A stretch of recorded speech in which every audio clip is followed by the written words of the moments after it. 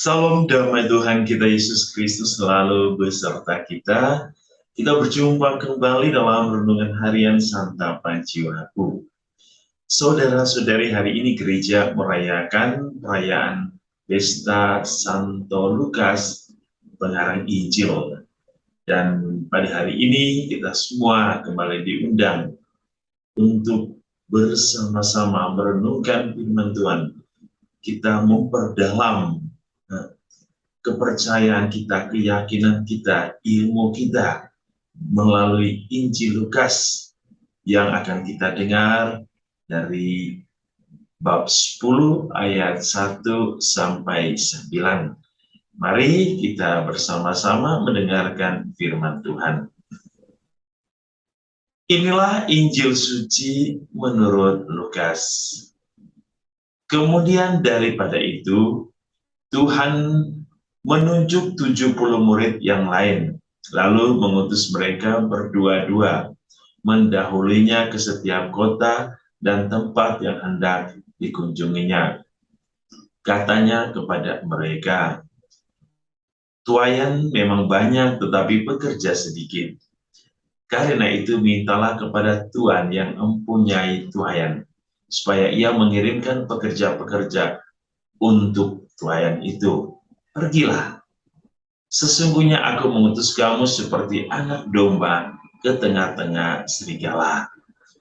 Janganlah membawa pundi-pundi atau bekal atau kasut, dan janganlah memberi salam kepada siapapun selama dalam perjalanan. Kalau kamu memasuki suatu rumah, katakanlah lebih dahulu, damai sejahtera bagi rumah ini. Dan jikalau di situ ada orang yang layak menerima damai sejahtera, maka salammu itu akan tinggal atasnya. Tetapi jika tidak, salammu itu kembali kepadamu. Tinggallah dalam rumah itu, makan dan minumlah apa yang diberikan orang kepadamu, sebab seorang pekerja patut mendapat upahnya. Janganlah berpindah-pindah rumah. Dan jikalau kamu masuk ke dalam sebuah kota dan kamu diterima di situ, makanlah apa yang dihidangkan kepadamu, dan sembuhkanlah orang-orang sakit yang ada di situ, dan katakanlah kepada mereka, kerajaan Allah sudah dekat padamu." Demikianlah sabda Tuhan. Terpujilah Kristus. Saudara-saudariku yang dikasihi Tuhan, hari ini dalam perayaan Pesta Santo Lukas, tentu kita diajak bersama-sama untuk mengenal Santo Lukas dan juga untuk merenungkan firman Tuhan hari ini.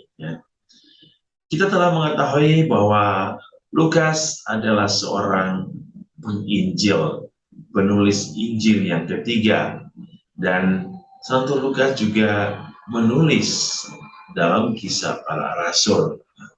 Saudara-saudari, Santo Lukas adalah seorang dokter, ya. Kita tahu bahwa dia adalah seorang dokter yang dalam perjalanannya bersama Paulus, dan Paulus menyebut dia sebagai seorang tabib yang dikasihi. Dan tentu bahwa Santo Lukas bukan seseorang yang mengalami kehidupan bersama Yesus, tetapi kecintaan dia untuk mengetahui tentang Yesus dan kecintaan dia untuk mewartakan Yesus, maka ia mencari informasi kepada orang-orang yang tahu, orang-orang dekat dengan Yesus, orang-orang yang mengalami kisah hidup bersama Yesus. Dan Lukas menulisnya dalam sebuah tulisan yang kita dengar dalam Injil yang ketiga.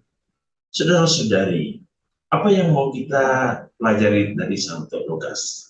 Yang pertama, keteladanan Santo Lukas untuk senantiasa hidup hanya bagi Tuhan, ya.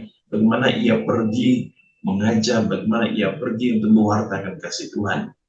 Yang kedua, kita belajar dari Santo Lukas, ada satu kerinduan dalam hatinya untuk selalu mencari tentang Tuhan. untuk selalu hidup dekat dengan Tuhan, untuk selalu mengalami kisah kasih bersama Tuhan.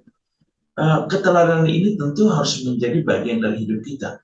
Bahwa kita juga harus selalu punya kerinduan, ya, kerinduan untuk selalu mencari tahu tentang Tuhan kita, kerinduan untuk selalu datang untuk menemukan Tuhan di dalam hidup kita. Dan berikut bahwa Santo Lukas sebagai seorang pelindung bagi para dokter, tentu ia adalah seseorang yang sangat peduli pada orang lain. Ya. Tentu selalu mengajarkan kita untuk mempunyai sikap yang sama, sikap kepedulian kepada orang-orang yang ada di sekitar kita, orang-orang kecil, orang-orang sakit, orang-orang yang membutuhkan. Itulah yang kita dengar dari Injil hari ini, ya. Bagaimana Yesus ketika ia mengutus para muridnya untuk mewartakan tentang karya kisah Allah. Dalam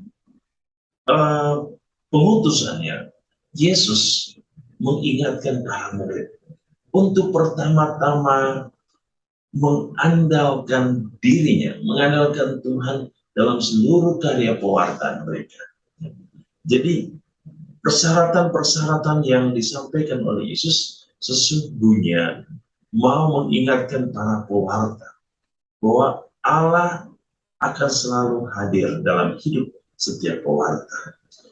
Allah akan membuat setiap pewarta sanggup untuk mewartakan tentang kisah kasih Allah. Yang dituntut adalah para pewarta benar-benar mengandalkan Tuhan. Seluruh pikiran, seluruh tindakan, seluruh harapan para pewarta harus bersandar pada kekuatan Tuhan. Para pewarta tidak boleh khawatir, tidak boleh ragu apa yang akan mereka sampaikan, tidak boleh ragu apa yang harus mereka lakukan, bagaimana mereka menghadapi situasi hidup mereka. Tuhan Yesus hari ini mengingatkan mereka, jangan khawatir, sebab Tuhan akan menyertai mereka. Yang berikut, Tuhan juga mengingatkan para pewarta tetap setia.